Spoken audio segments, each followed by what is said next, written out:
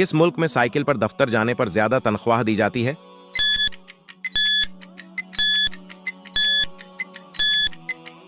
Netherlands.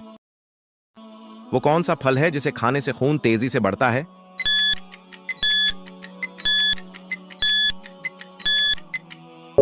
अनार।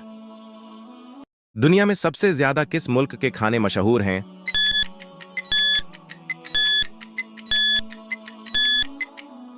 Italy के। वो कौन सा मुल्क है जो समुद्र के पानी को पीने के काबिल बनाता है?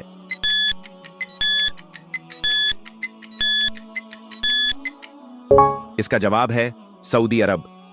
लाइफ बॉय साबुन किस मुल्क की कंपनी है?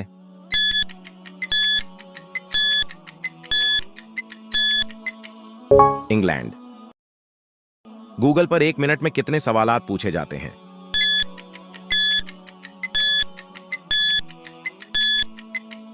35 लाख।